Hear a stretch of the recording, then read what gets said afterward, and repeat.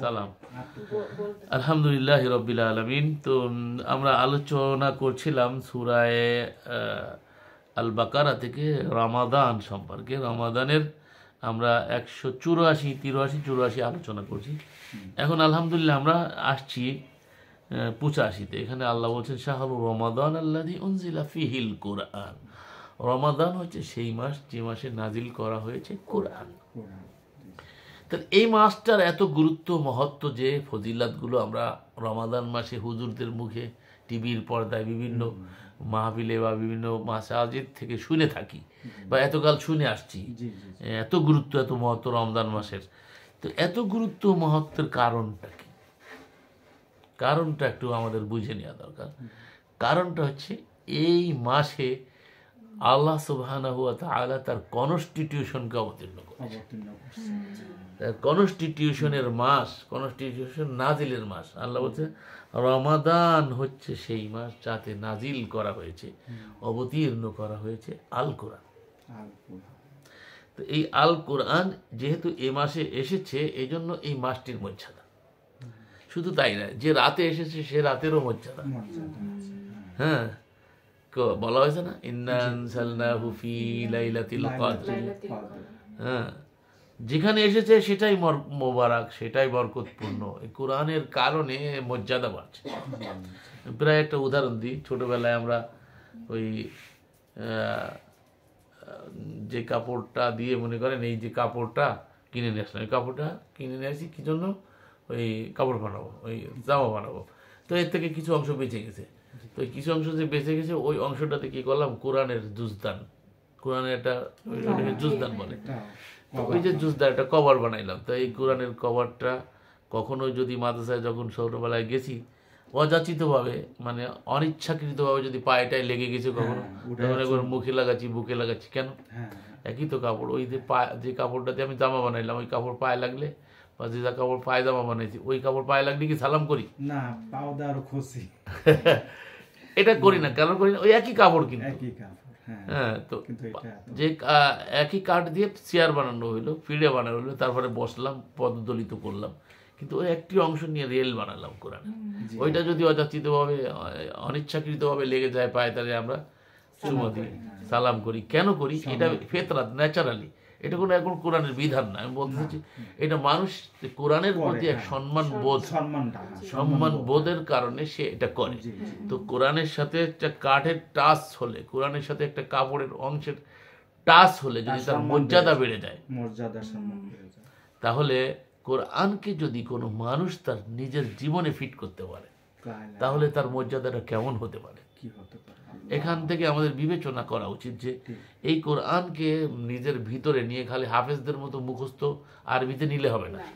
এটাকে নিয়ে এর প্রতিফলন যদি আমরা ঘটাইতে পারি, এটাকে বুঝে যদি আমাদের দেখা কোরআন মোতাবেক, আমাদের শোনা কোরআন মোতাবেক, আমাদের ধরা কোরআন মোতাবেক, আমাদের বলা কোরআন মোতাবেক, আমাদের চিন্তা চেতনা কোরআন মোতাবেক, আমাদের ব্যক্তি থেকে নিয়ে রাষ্ট্র থেকে নিয়ে আন্তর্জাতিক জীবনের এমন কোনো দিক ও বিভাগ নাই যেখানে কোরআনের বিধান নেই। আমি আপনাকে সব দেখাইতে পারি, এক একটা করে যদি আপনি চোখের আয়াত দেখাইতে পারি, হাতের আয়াত দেখাইতে পারি, পায়ের আয়াত দেখাইতে পারি, আপনাকে আপনার গোটা অঙ্গের আয়াত আছে, আমরা জানি না, জানার চেষ্টা করি। কোরআনে কিছু নাই, কোরআন হাতাইলে কিছুই পাওয়া যায় না। মাআযাল্লাহ, এত বড় একজন স্কলার, সে বুঝছে না। আমি আপনাকে দেখাই, কোনটা দেখতে চান? কোরআনের আয়াত, কুল্লিল মুমিনিনা, পুরুষের জন্য আয়াত, কুল্লিল মুমিনিনা ইয়াগুদ্দুনা মিন আবসারিহিম, মোমেন পুরুষকে বলে দিন পরনারী আসলে যেন চোখকে নিম্নগামী করে। নিম্নগামী কেন করবে? চোখ তো, মুখ তো খোলা থাকবে, তারপরে তো নিম্নগামী করতে হবে। মুখ যদি আটকানোই থাকে, হাত মোজা বা মোজা চশমা যদি থাকে, তাহলে তো দেখার কোনো প্রশ্নই আসে না। আর চোখ বা নিম্নগামী করবো কেন? তাহলে বোঝা যাচ্ছে মুখ খোলা থাকবে। তাহলে বোঝা যাচ্ছে কি মুখ খোলা থাকবে। তো মুখ খোলা থাকবে, কিন্তু শাহওয়াতের নজরে, খারাপ নজরে দেখবে না। এক কথা হচ্ছে কি, দৃষ্টিকে যে দৃষ্টিতে দেখলে মানে গুনাহ হয় সেই দৃষ্টিতে না দেখা। তো এরকম ভাবে নারীদের উপর একই নির্দেশ। দেখবেন না আপনি, তাহলে তো মরবেন আপনি রাস্তাঘাটে। চোখ যে কায়দায় আটকায়, দেখি এক মহিলা যেদিন অ্যাক্সিডেন্ট করতেছিল বেড়ে অল্পতে, একবারে চোখ টোকে এরকম ভাবে দিয়ে তারপর আবার একটা চশমা লাগাই, তাও আবার কালো চশমা, ঠিক আছে, আবার এখান থেকে উপর দিয়ে আরেকটা দেয়, ঠিক আছে। এইগুলো কিন্তু আসলে বিধিবদ্ধ নয়, এটা আল্লাহর বিধান না। প্রথম আয়াতে আল্লাহ পুরুষদের প্রতি বলছে, কুল্লিল মুমিনিনা ইয়াগুদ্দুনা মিন আবসারিহিম, মোমেন পুরুষদেরকে বলে দিন তাদের সামনে যখন পরনারী আসে, অর্থাৎ যাদেরকে দেখাটা শাহওয়াতের নজরে, যাদের এক কথায় বলছে যাদের বৈবাহিক জীবনে আনা বৈধ, তাদেরকে এ নজরে যেন না দেখে, ঠিক আছে। আর নারীদের প্রতি পরের আয়াতে অকল্লিল মুমিনিনা ইয়াগুদ্দুনা মিন আবসারিহিম না। তো রসুলের সাথে তো এরকমই মেয়েরা একই বইটা সহি হাদিসেও আছে। ফজল রাদিয়াল্লাহু তাআলা আর আলী রাদিয়াল্লাহু তাআলা একটা সহি বুখারীর সহি হাদিস বলতেছি, যারা তারা সহি জানে তাদের কথাই বলতেছি আর কি। ফজল হচ্ছে আলী রাদিয়াল্লাহু তাআলার ভাই, ফজল ইবনে আবু তালিব, আলী ইবনে আবু তালিব। তো আল্লাহ রসুলের চাচাজাত ভাই, একই সওয়ারের পরে অন্যদিকে আরেকটা সওয়ারি পরে একজন সুন্দরী মহিলা। তো ফজল বলছে, নিজে ফজল রাবি, সে বলছে আমি গুড় গুড় করে তাকাচ্ছিলাম আর রসুল খালি বারবার আমার চেহারা ফিরাই দিচ্ছিল, মহিলাটা খুব সুন্দর। ফজল বর্ণনা করছে, তাহলে ওই মহিলার যদি মুখ খোলা না থাকবে তাহলে ও গুড় গুড় করে তাকাচ্ছিল আর একথা কেন বলছে যে মহিলা খুব সুন্দর ছিল। আর শুধু তাই না, আরো বুখারীর হাদিস আছে, আয়েশা বলছেন যে ফজরের সালাত পড়ে যখন আমরা বের হয়ে যেতাম এতটা অন্ধকারে যে আমরা পরস্পরকে চিনতে পারতাম না।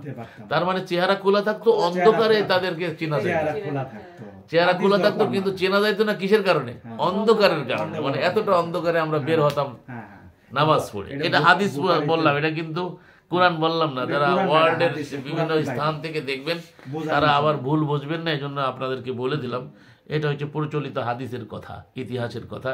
এটা নিয়ে আমরা আমাদের আলোচ্য বিষয় না, এই প্রসঙ্গক্রমে আমরা এই কথাগুলো বললাম। তো আল্লাহ সুবহানাহু ওয়া তাআলা এই রমাদান মাসের এতটা গুরুত্ব এই জন্য দিয়েছেন যে এর সাথে আল্লাহর কনস্টিটিউশন, আল্লাহর সংবিধানের সম্পর্ক। আমি কি বুঝাইতে পারলাম? এই রমাদান মাসটার গুরুত্বের কারণ হলো এখানে। এখন আমি আরেকটা প্রশ্ন যদি পাল্টা করি, যে বোঝার জন্য, মানে আল্লাহ উদাহরণ দিয়েছেন মশা মাছিরও কোরআনে। উদাহরণটা এই জন্য দেওয়া হয় যাতে মানুষ বুঝতে সহজ হয়। তো আমি একটা উদাহরণ বাস্তব বলি। আমরা একটা বরযাত্রী গেলাম, কোনো একটা বৈবাহিক বন্ধনে আবদ্ধ করার জন্য একটা বরের সাথে আমরা গেছি। তো বরের সাথে যখন আমরা গেলাম, তো বরের কন্যার বাড়িতে গেছি। কন্যার বাড়িতে সকলকে খুব সুন্দরভাবে আমাদেরকে আপ্যায়ন করছে, মানে যথাযোগ্যভাবে যত আপ্যায়নের যা দরকার, আমাদের জুতোটা পর্যন্ত খুলে দিচ্ছে, আমাদের সাথে খুব ভালো আচরণ করছে। কিন্তু বরের মুখে দিছে একটা থাপ্পড়। এখন বলেন আমরা কি ওই বরযাত্রীতে ওইখানে থাকবো ওই বাড়িতে? আর ওরা বলবে যে ভাই আপনাদের সাথে তো কোনো খারাপ ব্যবহার করা হয় নাই, তো আপনারা কেন চলে যাচ্ছেন? ভাই আমরা তো থাপ্পড় কাকে লাগাইছি? বরের লাগাইছি, আপনাদের তো কিছুই বলিনি। আপনারা বসেন ভাই, আপনাদেরকে আপ্যায়ন করতেছে, আপনার কি লাগবে যত বড় খাবার, বুফের খাবার, মানে সব রেডি করা, আপনার ইচ্ছা মতো নেবেন আর খাবেন। ওরা কেউ খাবে না। কেন খাবে না? অপরাধটা ওরা বলবে যে যার কারণে আজকে আমাদের এখানে আগমন, সেই বরকে যখন লাঞ্ছিত করা হয়েছে, অপমান করা হয়েছে, তাহলে এইখানে আমাদেরকে মর্যাদা দিয়ে কোনো লাভ নাই। তো ঠিক তদ্রূপ রমাদানের গুরুত্ব মহত্বের কারণ হলো কোরআন। আর কোরআনকে তারা মর্যাদা দিচ্ছে না। কোরআনকে আমরা কোনো মর্যাদা দিচ্ছি না। আমরা কি করছি? কোরআনকে তারাবিতে যে কায়দায় পড়ছি, যে স্টাইলে পড়তেছি, এটা সম্পূর্ণ কোরআন বিরোধী। আল্লাহ বলছে আউজিদ আলাইহি ওয়ারাত্তিলিল কুরআন তারতিলা। তারতিলের সাথে থেমে থেমে বুঝে বুঝে আবৃত করো। সেটা ঠিক উল্টাটাই করা হচ্ছে। এত দ্রুত, মানে কত জিবি, কয় জিবি টিভি, জি 3G 4G 5G, এখন কোন জি হয়েছে? এখন 6G চলতেছে নাকি? যাই হোক, এবছর আমাদের দেখা যাবে কয় জিবি চলে। তো এই যে কোরআনের সাথে একটা উপহাস, কোরআন বোঝে না, এরা শোনে, খালি শোনে। তো শুনে লাভ হবে কি? আমি যদি শুদ্ধ ভাষায় সুললিত কণ্ঠে কোরআন শুনি, হ্যাঁ আমার কানের মধ্যে একটু মজা লাগবে ঠিকই, কিন্তু আমি কিছু বাস্তবায়ন করতে পারবো? কিছুই পারবো না, কোনো লাভ না। শুদ্ধ ভাষা নিয়ে এতটা গুরুত্ব দেওয়া হচ্ছে, কিন্তু আমি যদি সারাদিন ভিনদেশি একটা ভাষা শুদ্ধ উচ্চারণ করি, আমি নিজে কিছু বুঝি না, আমি বলেই যাচ্ছি শুদ্ধ, লাভটা কি? সুন্দর ইংরেজি বলতেছি কিন্তু কিছু বুঝি না। হ্যাঁ, তাহলে বোঝা যাচ্ছে যে আসলে কোরআনটা তো বোঝার জন্য এসেছে। 1 সূরায় 4 বার বলছে আল্লাহ পাক, 54 নম্বর সূরা আল কামার 17, 22, 32, 40 ওয়ালাকাদ ইয়াসসারনাল কুরআনা লিযিকর ফাহাল মিন মুদ্দাক্কির, আমি কোরআনকে বোঝার জন্য সহজ করেছি, কেউ কি বুঝতে চায়? তাহলে আল্লাহ বলছে আমি বোঝার জন্য সহজ করেছি, কেউ কি বুঝতে চায়? প্রশ্ন আল্লাহর। তাহলে আল্লাহ বলছে সহজ, মোল্লা বলে কঠিন। কোরআন বোঝা যাবে না, 15টা ভাষায় পারদর্শী হতে হবে, 15 ভাষায়, 15টা উলুম, 15টা জ্ঞান। 15 জ্ঞান তো রসুলের ছিল না, এমনকি এই মানে তাকে উম্মি বলা হয়েছে, তাকে উম্মি বলা হয়েছে। উম্মি নিরক্ষর বলে, উম্মি নিরক্ষর না, এটাও বলে দেয়। ওয়াল্লাযী বা'আসা ফিল উম্মিয়িনা, তিনি উম্মিদের মধ্যে রসুল পাঠিয়েছেন। উম্মি মানে নিরক্ষর না, উম্মি মানে হচ্ছে যাদের কিতাবের জ্ঞান নেই, জ্ঞান আছে কিন্তু কিতাবের জ্ঞান নেই। তো কিতাবের জ্ঞান তো আল্লাহ বলছে মা তাদরি মাল কিতাব ওয়ালাল ঈমান, আপনি আগে জানতেন না কিতাব কি, ঈমান কি। তো কিতাব তো তার কাছে এসেছে, তারপরে না আল্লাহ তারে শিখাইছে। আর রহমান আল্লামাল কুরআন, রহমান যিনি শিক্ষা দিয়েছেন কি? কোরআন শিক্ষা দিয়েছেন কি? কোরআন। আসুন, শাহরু রমাদান আল্লাযী উনজিলা ফীহিল কুরআন হুদাল লিন্নাস, এখন এটা এসেছে কি জন্য? রমাদান মাসে এসেছে, কি জন্য এসেছে? হুদাল লিন্নাস, এটা হুদা হিসাবে এসেছে। ওই যে হুদার প্রতিশ্রুতি দিয়েছিল আগে আদম আর হাওয়া, বলি হাওয়ার নাম নাই কোরআনে, হাওয়ার নাম কোরআনে নাই, তার স্ত্রী দুইজনে যখন এই পৃথিবীতে আর তার সঙ্গে যারা ছিল তখন আসতেছিল। আদম কিন্তু একটা জাতের নাম, আমরা সবাই আদম জাত, আমরা সবাই কি আদম জাত। তো এই আদম জাত যখন পৃথিবীতে প্রথম আসছে তখন আল্লাহ বলছে কুলনা হাবিতু মিনহা জামিয়ান ফাইম্মা ইয়াতিয়ান্নাকুম মিন্নি হুদান, তোমরা যাচ্ছ আমার পক্ষ থেকে হুদা যাবে, দিক নির্দেশনা যাবে, ম্যানুয়াল যাবে, ক্যাটালগ যাবে। তো আমি তোমাদেরকে পাঠাচ্ছি, আমি তোমাদেরকে বানিয়েছি, তোমরা কিভাবে পরিচালিত হলে তোমাদের কল্যাণ কিসে অকল্যাণ এটা জানানোর জন্য আমার পক্ষ থেকে হুদা যাবে, ম্যানুয়াল যাবে। ঠিক আছে, তো সেই হুদা আর ম্যানুয়ালের যখন পাঠ করা হয় তখন তাকে কোরআন বলে, যখন ওটা লিখিত রূপ নিয়ে আমাদের সামনে আসে তখন ওটাকে কিতাব বলে, আল কিতাব। তো সেই আল কিতাব হচ্ছে যালিকা আল কিতাব লা রাইবা ফি হুদাল লিল মুত্তাকিন, এটা হুদা, এটা কি হুদা, হুদা বোঝানোর জন্য এটা বললাম হুদাল লিল মুত্তাকিন। হুদা কাদের জন্য? মুত্তাকিদের জন্য। মুত্তাকি একটু আগে বুঝাইছে, আর ওইদিকে যাব না। তাহলে এখানে এসে বলছে হুদাল লিন নাস, তো গোটা মানবতার জন্য কিতাবটা এসেছে। এখন আমাদেরকে বুঝতে হবে তো মানুষের জন্য আসছে, আবার হুদাল্লিল মুত্তাকি কেন বললো? এখানে একটা প্রশ্ন থেকে গেল। আগে বললো মুত্তাকি, পরে বলছে হুদাল্লিন নাস, ওই একই গো, হুদাল্লিল মুত্তাকিন হুদাল্লিন নাস। ঠিক আছে, তাহলে হুদাল্লিন নাস বললো কেন এখানে এসে? মূলত এখানে এখন কোরআনের পরিচয় দিচ্ছে আল্লাহ। তো এই কোরআন, এই কনস্টিটিউশনটা মূলত এসেছে নাসদের জন্য। তো এই নাসদের মধ্যে এই কিতাব থেকে উপকৃত তারাই হবে যারা মুত্তাকি। এই মুত্তাকি কোয়ালিটি, এটা অর্জনের বিষয়। আমরা সবাই নাস, আমরা সবাই কি নাস, মানে আমরা সবাই মানুষ, নর হই আর নারী হই, আমরা মানুষ। এইটা এই মানুষের জন্যই কিতাব এসেছে, এই মানুষের জন্য যে কিতাবটা এসেছে, তো এই কিতাবের মধ্যে কিছু কোয়ালিটি বর্ণনা করা হয়েছে। এই গুণ অর্জন করলে তোমার নাম এই হবে। যেমন মাদ্রাসায় পড়িলে পাশ করিলে আলেম পাশ করে, ফাজিল পাশ করে, কামিল পাশ করে, মৌলানা হয়, মৌলভী হয়, হাফেজ হয়, কারি হয়। ঠিক আছে, কোয়ালিটি নাম, যদি এগুলো একটাও আল্লাহ বলেন না। তো এইগুলো হচ্ছে মাদ্রাসায় পড়ে এই কোয়ালিটি অর্জন করে। আবার জেনারেলে পড়লে কেউ ইঞ্জিনিয়ার হয়, কেউ ডাক্তার হয়, কেউ উকিল হয়, কেউ ব্যারিস্টার হয়, যে যে লাইন নিয়ে লেখাপড়া করে সে সেই লাইনে, কেউ পাইলট হয়, তাই না? এগুলো সব কোয়ালিটি। আমরা কিন্তু মূলে মানুষ, মানুষ, কিন্তু আমি যে লাইনে লেখাপড়া শিখছি সেই লাইনে লেখাপড়া শিখে সেই একটা পূর্ণতায় যখন পৌঁছে তখন সে কি হয়? তখন সে সেই পূর্ণতার একটা নাম পায়, এটা তার বৈশিষ্ট্য, কিন্তু তার সত্তাগত নাম না। তার নাম আব্দুল করিম, আব্দুল করিম, আব্দুল করিম তার মৌলিক নাম।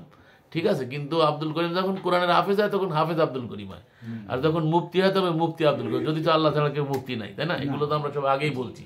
এই মোল্লারা যেসব কোয়ালিটি নিয়েছে, সব কোয়ালিটি আল্লাহটা তারা নিয়ে নিয়েছে, আর এটা শিরক করছে তারা, যা ইতিপূর্বে আমরা আলোচনা করছি, এই জন্য আলোচনায় যেতে চাচ্ছি না।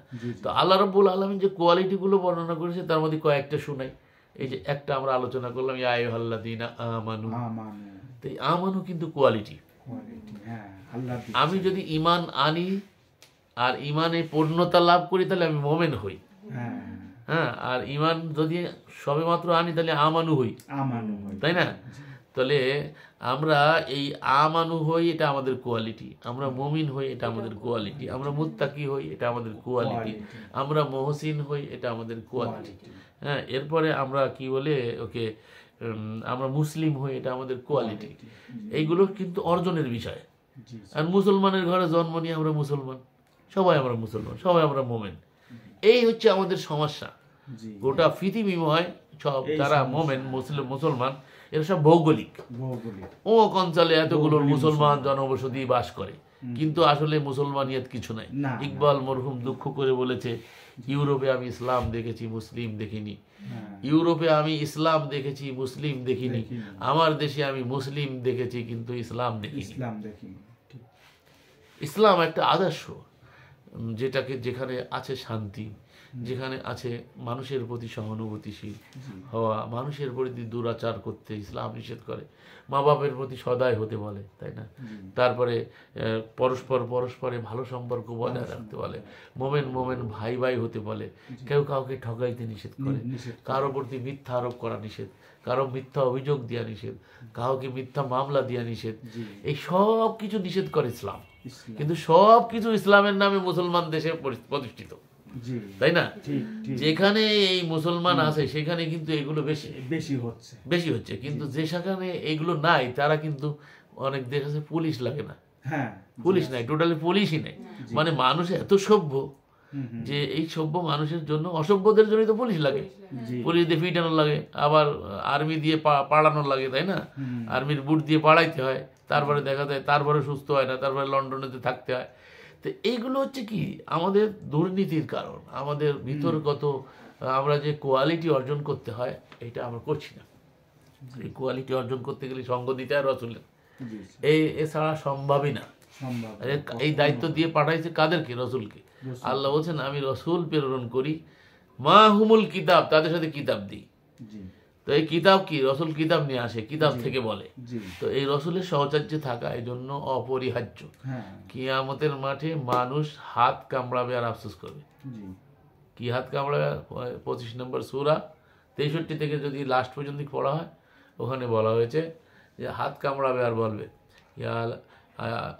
ইত্তাখাযু মা'আর রাসূলি সাবিলা, হায় আফসোস আমি যদি রসুলের সঙ্গী হয়ে কোনো পথ অবলম্বন করতাম। ইয়া লাইতা লাইতানি লাম আত্তাখিযু ফুলানান খালিলা, হায় আফসোস আমি যদি অমুককে বন্ধুরূপে গ্রহণ না করতাম, রসুলকে বাদ দিয়ে অমুকের সাথে সঙ্গ না দিতাম, ঠিক আছে? তাহলে কতই না ভালো। তাহলে কিয়ামতের দিন আফসোস করবে। তাহলে সঙ্গ দিতে হবে কার সাথে? রসুলের সাথে। সম্পর্ক হবে কার সাথে? রসুলের সাথে। তো এই আয়াত মানতে গেলে চলমান লাগে। যতই বলি যে 1400 বছর আগে রসুল শেষ, বললে কি হবে? তাহলে আয়াত অকার্যকর হয়ে যাবে। আয়াত যদি এখন কার্যকর ভাবতে হয় তাহলে রসুলকে চলমান রাখতেই হবে, আর নাহলে হবে না। আর আল্লাহ নিশ্চয়ই এটাকে রেখেছেন। তাহলে আল্লাহ বলছেন উনজিলা ফিহিল কুরআন হুদাল লিন্নাস ওয়া বাইয়িনাতিম মিনাল হুদা, এটা মানুষের জন্য হুদা, ওয়া বাইয়িনাতিম মিনাল হুদা, শুধু হুদা না, মানুষের জন্য হুদা, হিদায়াতের, আবার হিদায়াতের সুস্পষ্ট নির্দেশনা বলি আছে এখানে। বাইয়িনাতিম মিনাল হুদা ওয়াল ফুরকান, আরো একটা জিনিস আছে এই কোরআনে, এর আরেক নামও হচ্ছে ফুরকান। আরেকটা নাম কি? ফুরকান হচ্ছে তার বৈশিষ্ট্যগত নাম। কোরআনের অনেকগুলো নাম আছে, তার মধ্যে একটা বৈশিষ্ট্যগত নাম হচ্ছে কি? ফুরকান। ফুরকান মুবিন, সুস্পষ্ট। ফুরকান মানে হচ্ছে হক বাতিলে, আল ফারকু বাইনাল হক ওয়াল বাতিল, হক এবং বাতিল পার্থক্য সূচিত করে, কোনটা ভালো কোনটা মন্দ, কোনটা সত্য কোনটা। কোরআন যখন আতাস্ত করছো, কোরআন এখন পড়ছো, আলহামদুলিল্লাহ শুনলাম তোমাদের থেকে। আচ্ছা বলো তো, কোরআন পড়ে দেখ বাস্তবতার সাথে কোনো মিল পাও? ধর্মের যা নামে যেটা আছে নাই। তাহলে এখন কোরআন বলে দিচ্ছে তোমাকে, কিন্তু কোরআন বলে দিচ্ছে, ফুরকান কিন্তু বলে দিচ্ছে যে এইটা নাই, এইটা না, এটা বাতিল, এটা চলবে না, এটা অচল। তাহলে এইটাই বলছে আল্লাহ পাক, যখন তাকওয়া অবলম্বন করবে, আল্লাহ অন্য আয়াতে বলছে, তখন আমি তাকে ফুরকান দান করবো। হ্যাঁ, তার মানে হচ্ছে ইনস্টল করতে হবে ব্রেনের মধ্যে, ওইটা কোরআনটাকে ইনস্টল করতে হবে। কোরআন যদি ব্রেনে ইনস্টল হয় তাহলে চোখ দেখবে কোরআন মোতাবেক, কোরআন যদি ব্রেনে ইনস্টল হয় তাহলে হাত ধরবে কোরআন মোতাবেক, কোরআন যদি ব্রেনে ইনস্টল হয় তাহলে অঙ্গ প্রত্যঙ্গ সব চলবে কি? কোরআন মোতাবেক। হাতের আয়াত নেই? আছে, জি স্যার, হাতের আয়াত আছে। ব্রেনের আয়াত আছে, ইয়াতাফাক্কারুনা ফি খালকিস সামাওয়াতি ওয়াল আরদ রব্বানা মা খালাকতা হাযা বাতিলান সুবহানাকা ফাকিনা আযাবান নার। সৃষ্টির রহস্য নিয়ে তারা চিন্তা ভাবনা কেন করে না? আল্লাহ বলছে সবের আয়াত আছে, একেবারে ত্বকের আয়াত আছে, তারপরে হাতের আয়াত আছে, আঙ্গুলির অগ্রভাগের কথা আছে, ওই যেখান থেকে আবিষ্কার হয়েছে কি সাপ। পৃথিবীতে ফিঙ্গার আবিষ্কার করেছে আমাদের খুলনার ফুলতলার একজন ব্যক্তি, সেটা সর্বপ্রথম আবিষ্কার করেছে সেই ব্রিটিশের সময়, সেটা কোরআনের আয়াতের আলোকে করছিল। তো সেটা আজকে সারা ওয়ার্ল্ডে সমাদিত, সব তাই ধোকা দিতে পারে, কিন্তু ফিঙ্গার এই যে মোবাইলে, আমার মোবাইল কেউ খুলতে পারবে না আমার ফিঙ্গার ছাড়া, তাই না? তাহলে এই যে আল্লাহ পাক বলছেন যে আমি আঙ্গুলের অগ্রভাগ পর্যন্ত তোমাদেরকে বিন্যস্ত করি, তো এটা একটা একটার সাথে মিলছে না। আল্লাহ খালিকুল বারিউল মুসাউবির, আল্লাহ বলছেন তো তসবির মুসাউবির কা, ইকবাল বলছে মুসাউবির কা তসবির তো দেখো, মানে তসবির বানানে वाला, আকৃতি দাতা যিনি বানান, যাকে মুসাউবির বলে, খালিকুল বারিউল মুসাউবির। ইকবাল বলছে মুসাউবিরকে তসবির তো দেখো, মানে কেমনে বানাইছে একটা একটার সাথে মিল নাই। এত মানুষ পৃথিবীতে, একটা নাকের সাথে একটা নাকের মিল নাই, একটা কানের সাথে একটা কানের মিল নাই, একটা চোখের দেখো চাহনির সাথে আরেকটা চোখের চাহনির মিল নাই, একটা মানুষের আওয়াজের সাথে আর একটা মানুষের আওয়াজেরও মিল নাই। এত বৈপরীত্য কি করে বানানো সম্ভব একই ম্যাটেরিয়াল দিয়ে, তাই না? তাহলে এটা কি কোনো মানুষের দ্বারা সম্ভব? তাহলে যদি বলে যে স্রষ্টা বলতে কিছু নেই, তাহলে মহাভুল হয়ে যাবে, তাই না? তার কারণ হলো যে স্রষ্টা ছাড়া কিছু হয় না। আল্লাহ বলছে ফামান শাহিদা মিনকুমুশ শাহরা ফালিয়াসুমহু, তোমাদের মধ্যে যে কেউ এই মাসটি পায়, ফালিয়াসুমহু, সে যেন সিয়াম পালন।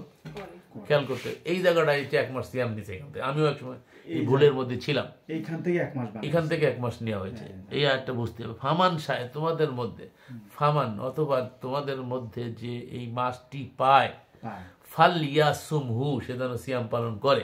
এখানে কিন্তু বলে যে মাসটি পায় পুরা মাসটি যেন সিয়াম পালন করে, আল্লাহ কিন্তু এই কথাটা বলে নাই। তাহলে শাহরুন কামেলা, পুরা মাসটা যেন সে পরিপূর্ণভাবে সিয়াম পালন করে, কথা আল্লাহ বলেন নাই। আল্লাহ কি বলছেন? প্রথমে বলে দিয়েছে সিয়াম হচ্ছে আইয়ামাম মাদুদাত, নির্দিষ্ট কয়েকদিন। এই আইয়ামাম মাদুদাত শব্দটা কোরআনে আরো কয়েক জায়গা, একটা দেখো 79 বাকারার 79 দেখো, 79 ওখানে আল্লাহ বলছে যে ইহুদিরা বলতো আমরা ছাড়া কেউ জান্নাতে যাবে না, ওরা নিজেদেরকে জান্নাতি দাবি করতো, ওরা আল্লাহর নৈকট্য প্রাপ্ত এবং পাওয়া গেছে। তাহলে দেখি কলম মোবাইল সব আমি নিয়ে নিলাম, এটা না সমস্যা লাগে আমার আর লাগছে না। এখানে ওয়াকালু লান তামাসসানান নার, এটা হচ্ছে 80 নম্বর আয়াত, তাই না? না 80 ক্বালু ওয়াকালু লান তামাসসানান নার ইল্লা আইয়ামাম মাদুদাত। এই আইয়ামাম মাদুদাত বোঝানোর জন্য কিন্তু আয়াতটা নিলাম। তাহলে এখানে 2 নম্বর সূরার 80 নম্বর আয়াত, আর আমরা এখন পড়তেছি 2 নম্বর সূরার 185 185 তো আইয়ামাম মাদুদ আছে। আইয়ামাম মাদুদাত মানে নির্দিষ্ট কয়েকদিন বা গণনার কয়েকদিন, আর এখানেও কি অনুবাদ করেছে? কিছুদিন, আইয়ামান কিছুদিন, মাদুদাত আমি তো আচ্ছা ওই শব্দ অর্থ কি লিখছে? গোনাগাথা। এই যে দেখো গোনাগাথা, তাই না? শাব্দিক অর্থে লিখছে কি গোনাগাথা, এত ছোট অক্ষরটা বড় করে দেওয়া যায়, তো এটাই বড় করলে ভালো হয়। আমি এটাই দেখতেছি শব্দ বড় করার। এখানে কি আছে? গোনাগাথা মানে মাদুদাত মানে গুণাগাথা, তার মানে গণনার কয়েকদিন যদি অনুবাদ করা হয় তাহলে গণনার কয়েকদিন। আর তারা বলে গুণা কয়েকদিন ছাড়া আগুন আমাদেরকে স্পষ্ট করো, গুণা কয়েকদিন, তাহলে গুণা কয়েকদিন কি 1 মাস? এইখানে আইয়ামাম মাদুদাত, ওখানে আইয়ামাম মাদুদাতকে হারায় ফেলাই দিয়ে ফালিয়া সুমহু, এইখানে এসে আমরা 1 মাস নিছি। ফামান শাহিদা মিনকুমুশ শাহরা ফালিয়া সুমহু, তোমাদের মধ্যে যে কেউ এই মাসটি পায় সে যেন সিয়াম পালন করে। তার মানে হচ্ছে এই মাসে যেন সে সিয়াম পালন করে, সিয়ামটা হতে হবে এই মাসে। এই মাসে গণনা কয়দিন? গণনার কয়েকদিন, এই মাসের মধ্যে গণনা, যেটা আপনারা বুঝে বলাইছেন। তাহলে এই মাসে 10 বলা যাচ্ছে না, ওটা পরে বলবো, আগে এটুকু বলেন। এই মাসের মধ্যে গণনার কয়েকদিন সিয়াম পালন, আস্তে আস্তে বোঝেন। ইবতিদাই ইশক খায়ের হোতা হ্যায় ক্যা, আগে আগে দেখ যারা হোতা হ্যায় ক্যা, কি কেবলই শুরু হয়েছে, গুরু কেবল শুরু, আস্তে আস্তে তো কিছুই থাকে না। কেমন রসুল পাইলাম না, সব হারাইলাম। আল্লাহ ফামান শাহেদা মিনকুম শাহরা ফালিয়া সুমহু, তোমাদের মধ্যে যে কেউ এই মাসটি পায়, ফালিয়া সুমহু, সে যেন সিয়াম পালন করে। ওমান কানা মিনকুম মারিদান আওয়ালা সাফারিন ফাইদ্দাতুম মিন আইয়ামিন উখারা। এখন ইদ্দাত আছে, নারীদের ইদ্দাত আছে, মনে রাখবেন। ইদ্দাত কোনোদিন 1 মাস হয় না, গণনার কয়েকদিন, কয়েকদিন, মাসের গণনার কয়েকদিন। এই কথাটাই আল্লাহ কোরআনে অনেক জায়গায় বলেছে, ইদ্দাত, ইদ্দাত। খেয়াল করেন, এখানে সাফারিন ফাইদ্দাতিম মিন আইয়ামিন উখারা। সুতরাং তোমাদের মধ্যে যে কেউ সেই মাসটি উপস্থিত হবে, সে যেন তাদের সিয়াম পালন করে। আর যে অসুস্থ হবে অথবা সফরে থাকবে, তবে অন্য দিবসে সংখ্যা পূরণ করবে। অন্য দিবসে 1 মাস সিয়াম পালন করিবে, তাহা কিন্তু বলা হয় নাই। অন্য দিবসে সংখ্যা পূরণ করবে, তার মানে সিয়াম তো ছিল সংখ্যায়, যে সংখ্যায় সিয়াম ওই সংখ্যাটা সে পূরণ করবে, ঠিক আছে। আর আল্লাহ তোমাদের জন্য সহজ করতে চান, ইউরিদুল্লাহু বিকুমুল ইউসরা, আল্লাহ তোমাদের জন্য সহজ করিতে চান। তাহলে ফরজ হইল না? আমি বললাম না যে পরে যে আরো দেখা যাইবে, পরে যে দেখা যাচ্ছে আল্লাহ করছে কি সহজ করতেছে। আগে করলো কি, তুমি না পারলে তাহলে আরেকজনকে ফিদিয়া দিয়ে দাও, যদি তাহা না পারো তাহলে কি করো, যদি তাহা না পারো তাহলে তোমাদের পরে আল্লাহ কঠোরতা চাপাই দিতে চান না। এর পরে এসে কি বলতেছে, যে তুমি যদি রেখে দাও তাহলে এটা পরবর্তীতে রেখে দাও, এটা তোমার জন্য সেরেও ভালো, কল্যাণকর। তার মানে অটোফ্যাজিতে অনেক ফায়দা আছে, না খেয়ে থাকাতে অনেক ফায়দা। একটা মেশিন যদি অনেক দিন চলতে থাকে, মাঝে মাঝে রেস্ট না দেয়, তাহলে বিকল হয়ে যায়। এই জন্য আমরা খাইতে খাইতে খাইতে খাইতে আর পচা খাইতে খাইতে আমাদের মেধাকে নষ্ট করে ফেলি। এই জন্য মেধাকে কিছুদিন রেস্ট দেওয়াতে আর অল্টারনেট করাতে অনেকটা ফায়দা হয়, ঠিক আছে। এইটাই হচ্ছে আল্লাহ পাক আমাদের জন্য এটাকে দিয়েছেন। আর এই এর ভিতর থেকে আল্লাহর পরীক্ষা, যে তোমরা আল্লাহর বিধানের প্রতি কতটা মনোযোগী, আল্লাহ যে বলছে সেটাকে কতটা গুরুত্ব দাও। গুরুত্বটা আমার নিজের পক্ষ থেকে দিতে হবে। আল্লাহ বলছে সহজ করে দিছি, কিন্তু আমি তো মনে করবো যে আমার মালিক সহজ করে দিছে, তারপরে কেন রাখবো না, বিষয়টা তাই হতে হবে। কিন্তু আল্লাহ সহজ করে দিছে, এখান থেকে মনে করেন তাহলে তো আল্লাহ সহজ করে দিচ্ছে, না রাখলে রাখলাম, না রাখলাম, বিষয়টা তা না। মালিকের প্রতি যারা মিথ্যা থেকে তো এটা সহজ হইলো, আমরা আরো অবশ্যই রাখবো, আরো রাখবো। মানে তার মানে হচ্ছে আমরা নিজেদের থেকে এই নিজ উদ্যোগে কাজটা করবো, তাই না। তারপরে আসেন অপর সময় সংজ্ঞা পূরণ, আর আল্লাহ তোমাদের জন্য সহজ করতে চান, আর যাতে তোমরা সংখ্যা, আবার করছে, কতবার বলছে, আর যাতে তোমরা সংখ্যা পূরণ করো, তিনি তোমাদেরকে যে হিদায়াত দিয়েছে, যেটা আগে বলে আসছে সংখ্যা পূরণ, যাতে তোমরা সংখ্যা পূরণ করো। সহজ করে দিচ্ছে কি সংখ্যা পূরণ করতে, মাস ব্যাপী রাখাটা আসলে সহজ না সবার জন্য। যারা এই ঢাকা শহরে কাজ করে, গরমের সময় রিক্সা চালায়, এদের দ্বারা সিয়াম 1 মাস রাখা কখনোই সম্ভব না। আল্লাহ তো এরকম বিধান দিতে পারেন না, এটা বান্দার জন্য কঠিন, তাই না। আল্লাহ তো নিজেই বলতেছেন। তারপরে বলছেন, এবং তিনি তোমাদেরকে যে হিদায়াত করেছেন তার জন্য তোমরা আল্লাহর বড়ত্ব ঘোষণা করো, শুকরিয়া আদায় করো, তার বড়ত্ব ঘোষণা করো, এবং যাতে তোমরা শুকর করো, ঠিক আছে। এরপরে এসে শেষের আয়াতটুকুন বলি, ওইদা সাআলাকা ইবাদি আন্নী ফাইন্নী করিব উজিবু দাওয়াতাদ দাঈ ইযা দাআন ফালিয়াস্তাজিবু লি ওয়া লিউমিনু বি লাআল্লাকুম ইরশাদুন। আর যখন আমার বান্দাগণ তোমাকে আমার সম্পর্কে জিজ্ঞেস করবে, আমি তো নিশ্চয়ই নিকটবর্তী। তার মানে এখানে আল্লাহ বলছেন যে আল্লাহকে খোঁজার জন্য এত দূরে যাওয়া লাগবে না। এটা আল্লাহ মানে এত সুন্দরভাবে আমাদেরকে বুঝাইলো যে তোমার চাওয়া পাওয়ার ব্যাপারের জন্য তোমাকে অন্য কোনো আনুষ্ঠানিকতা বা কিছু দেয়, 2 রাকাত নামাজ পড়ো, উজু করো সুন্দরভাবে, গভীরভাবে দুরূদ পড়ো, তারপরে 2 রাকাত নামাজ পড়ে আল্লাহর কাছে চাও, সালাতুল হাজাত, এসব হচ্ছে মোল্লার তৈরি করা। আল্লাহ করে স্পষ্ট বলছে, আর যখন আমার বান্দাগণ আমার সম্পর্কে তোমাকে জিজ্ঞেস করে, রসুল তোমাকে জিজ্ঞেস করে, তুমি বলো আমি অতি নিকটে, ঠিক আছে। আর আমি আহ্বানকারীর আহ্বানে সাড়া দিই, শুধু তাই না, যেখানে এই থেকে আমাকে ডাকে না কেন আমি তার ডাকে সাড়া দিয়ে থাকি, তারা যেন আমাকে এই ডাকে। তারপরে কি বলছে, আমাকে যেন ডাকে বিপদে আপদে মুসিবতে নিবৃতে, হ্যাঁ, সকলের মধ্যে যখন যেখানে দরকার সেখানেই যেন আমাকে ডাকে এবং আমার প্রতি ঈমান আনে। লাস্টে এসে আবার ওইখানে ঈমান দিয়ে শুরু, আবার লাস্টে আবার ঈমান। তাহলে বোঝা যাচ্ছে যে খালি ঈমান আনলে ঈমান হয় না, ঠিক আছে। আশা করা যায় যে তারা সঠিক পথে চলবে। এই পর্যন্ত আজকের আমরা এখানে আরো কিছু সিয়ামের বিধান আছে, পরবর্তী একটা সেশনে এসে ইনশাল্লাহ এই বিষয়টা আলোচনা করব। তো আজকে আমরা সিয়াম থেকে যেটা পেলাম সেটা হলো যে সিয়ামের মাসটা আমরা হেরফের হয়ে গেছে, এখন মাস খুঁজে বাইর করা দরকার। সে বিষয়ে আমরা মনোযোগী দেব। যতদিন না পারি তখন এই যেটাকে মাস নির্ধারণ ধরছি, যেহেতু সাধ্যের বাইরে তো কিছু করার নাই, তখন এখানেই করবো। তো তখন ওই নির্দিষ্ট একটা সংখ্যা আমরা বলে দেবো, যদি এখন এটা আমরা ঘোষণা দিচ্ছি না। আর যেহেতু অনলাইনে চলে যাবে, এটা বললে তো আমার বিরুদ্ধে ষড়যন্ত্র শুরু হয়ে যাবে, যিনি একটা নতুন বিধান চালু করে দিচ্ছে। তা আমি নতুন বিধান চালু করতে চাচ্ছি না। আমরা কোরআন থেকে যেটা পেলাম সেটা আমরা বিশ্লেষণ করলাম, আমরা সত্য উদ্ঘাটনে সচেষ্ট হলাম। তো মহান আল্লাহ আমাদের সকলকে এই সত্যকে উপলব্ধি করে তার উপরে আমল করার তৌফিক দান করুন। ওয়া মা আলার রাসূল ইল্লাল বালাগুল মুবিন।